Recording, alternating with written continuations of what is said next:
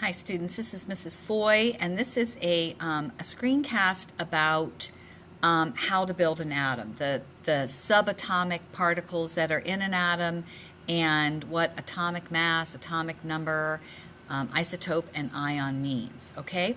So you will recognize this as the PhET simulation that we did in class, and it's on Edmodo, and I highly recommend that you play around with it a little bit because it really does help you understand a lot of what we're doing. So the most important thing about an atom is the number of protons.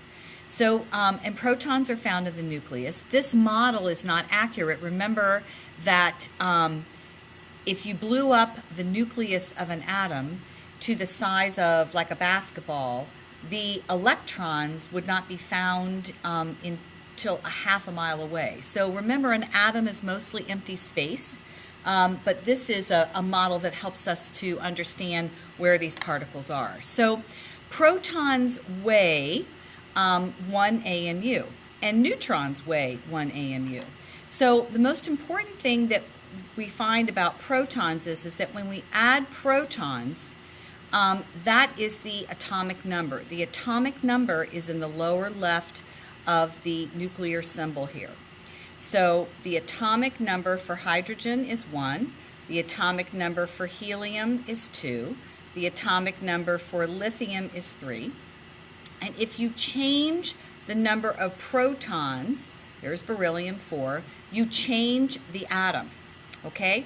So you're noticing that it says that my nucleus is unstable, and that's because the other subatomic particle that's found in the nucleus is called a neutron. Now, a neutron does not have a charge. A proton has a charge of +1, so you can see that I have 4 positive charges here, and so my charge right now is a +4.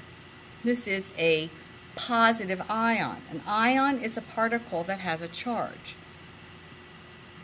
So in order to make this nucleus stable, I need to add some neutrons. So a neutron weighs 1 AMU. Notice when I'm adding neutrons that I am also increasing the mass number. And the mass number is the number up here in the upper left, that is the number of protons plus neutrons is the mass number. It's a whole number. So I just added 5 neutrons to my 4 protons, and I just made the beryllium nucleus stable. Notice that my mass number up here is the number of protons plus neutrons, same thing as here, and my atomic number is the number down in the lower left, which is the number of protons. Now right now I don't have a neutral atom. Atoms must be neutral. So I need to add some negative charges to make sure that that is neutral. So I'm going to add my electrons. Notice that my net charge is decreasing more toward neutral as I add negative charges.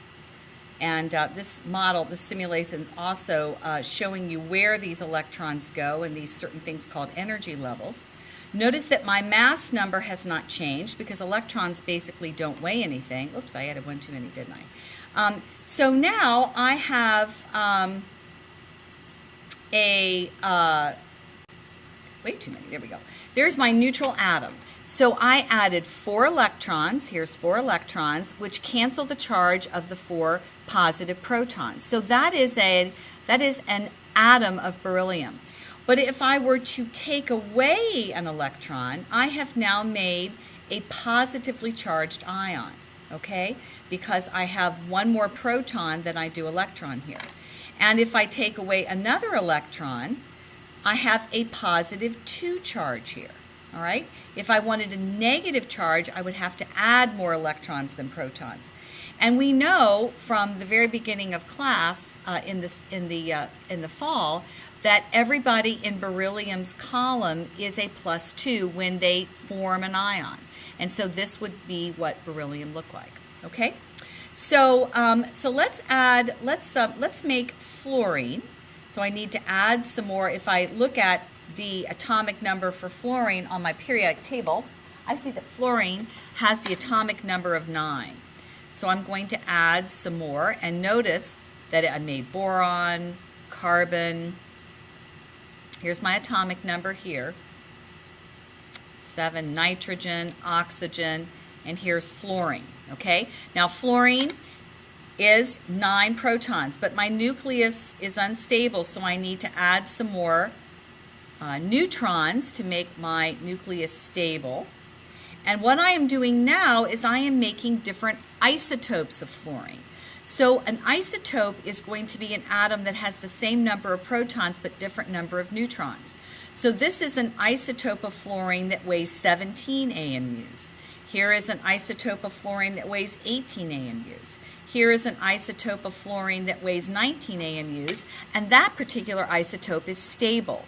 The other isotopes are isotopes that would be like radioactive because they're unstable.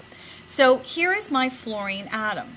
Now, it's not an atom yet because I don't have a same number of negative charges as I do positive charges. Remember, atoms are neutral. So I need to add 5 more electrons.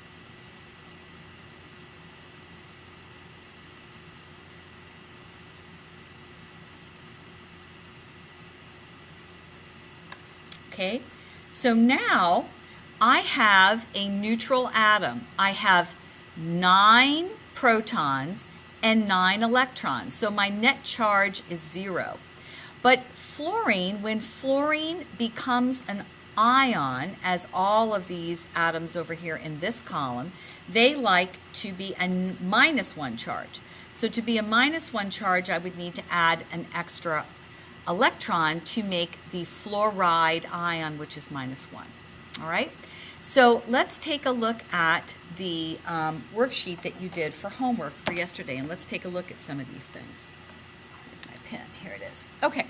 So, so let's take a look at the very first problem that we did here. Whoops. Wait a minute. Sometimes late in the day, my computer gets tired. Okay, here we go. Okay, so here we go. The number of protons, 53. So if I look at my periodic table, I see the element that is 53 is iodine. Okay, iodine. Now, I have 53 protons. That means it must be iodine. But look, I have 54 electrons. So that means I have 1 more electron than I do protons, and that means this guy is going to be a negative charged.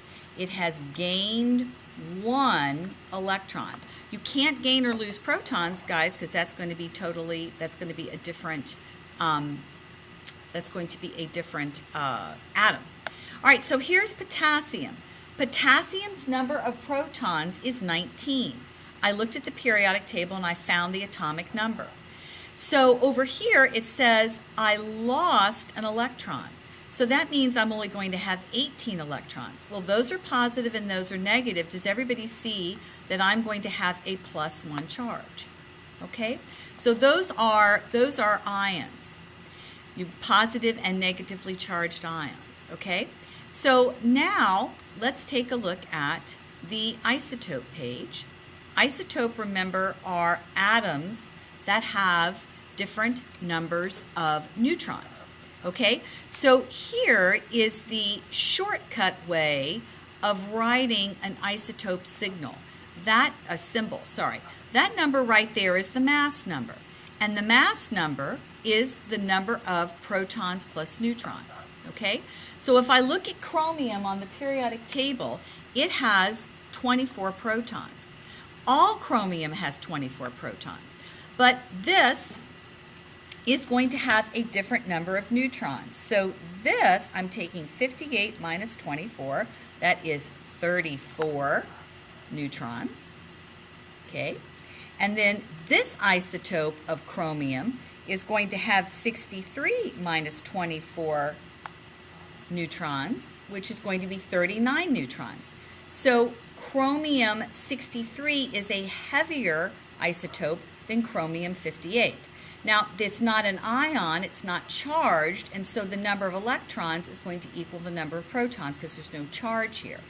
So when I look at the atomic mass, the actual weight of the ion of chromium, it is 51.8 99961 AMUs, okay, for one atom.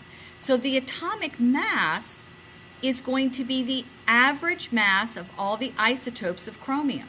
So I can see that chromium-63 is a heavier one. Chromium-58 is also a heavier one.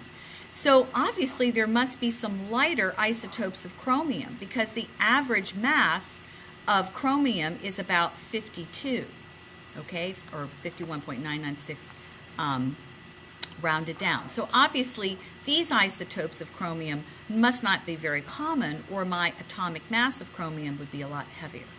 So hopefully that has been helpful for you, and make sure you play with that simulation. That will really help, and I will see you in class.